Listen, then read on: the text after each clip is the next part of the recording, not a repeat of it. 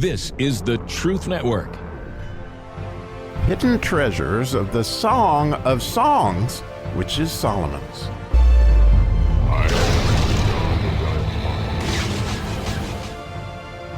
Oh, I do love eighth verses, as we studied the 119th Psalm for so long.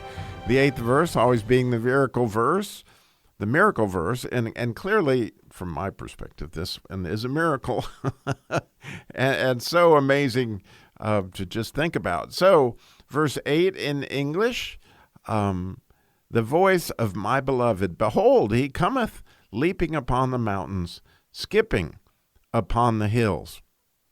So as we are in this never-ending quest, it would appear to understand the statutes, which is, really why I kind of entered into this study, because I realized through the 119th Psalm how critical it was to understand statutes. We have talked throughout this a lot about the letter het, but the other letter that's in statutes, the other 50% of it, is a kuf. And so I really feel like this verse, this verse is going to bring the kuf front and center, because the word voice is a beautiful word in Hebrew, and it begins with that letter kuf, as does the word cry. And you may even remember, as we studied the whole kuf section in the 119th Psalm, that we cried with our whole hearts, O Lord, we will keep your statutes. You remember that? That's the very first verse in the kuf section. And it has so much to do with proximity, in other words, how close you are, and it also has to do with time.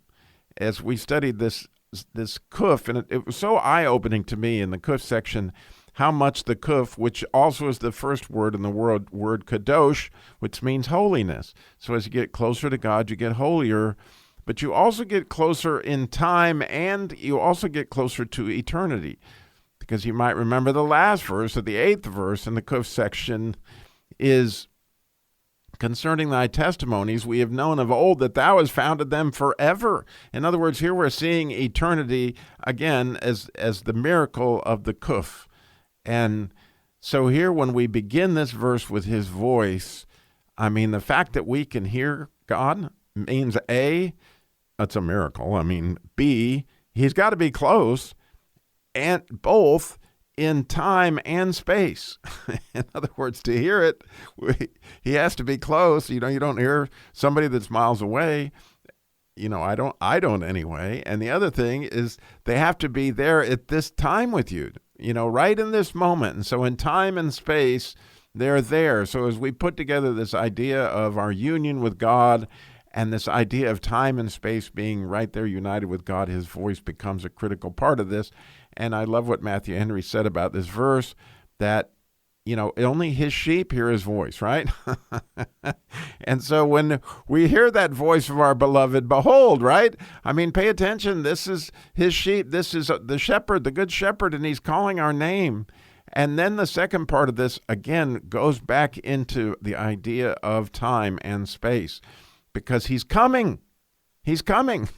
It says, behold, he's coming, leaping upon the mountains, skipping upon the hills. Now, the Jews teach, or Rashi would teach about this verse, that this has to do with the fact that, they were told, Abraham was told that his children would be in Egypt for 400 years, when in fact, they were in Egypt only 210 years, and it was only 85 years of slavery that they endured. And so the thing of it is from a time and space, from their perspective, he came leaping, he skipped time in order to get them out of there, right?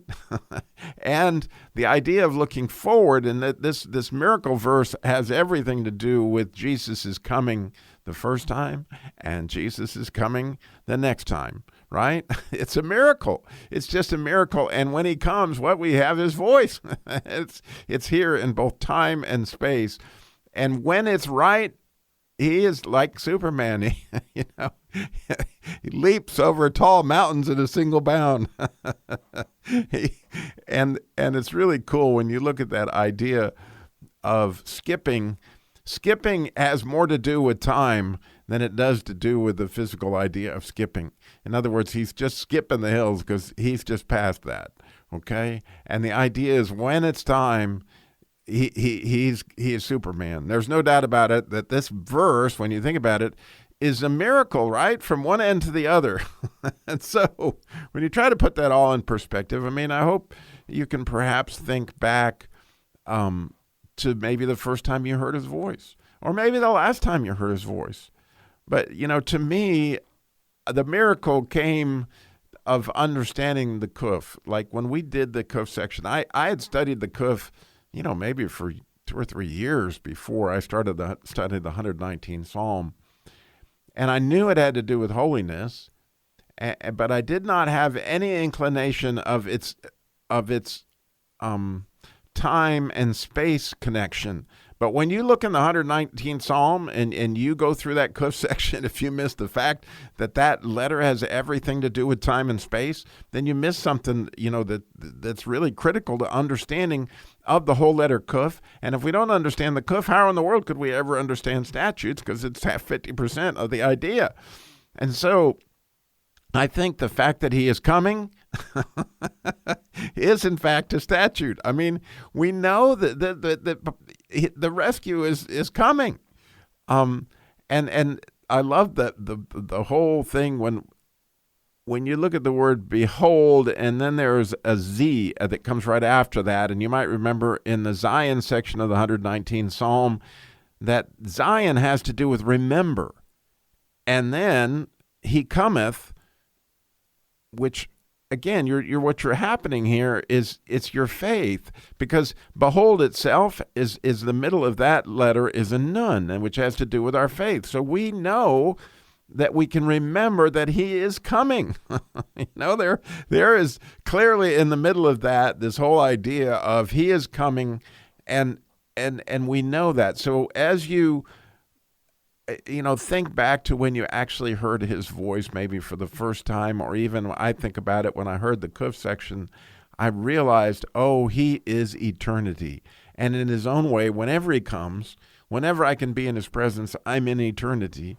And by the same token, he is coming eventually, just like it says in Exodus 6, right? That he's going to come and take us to be his people.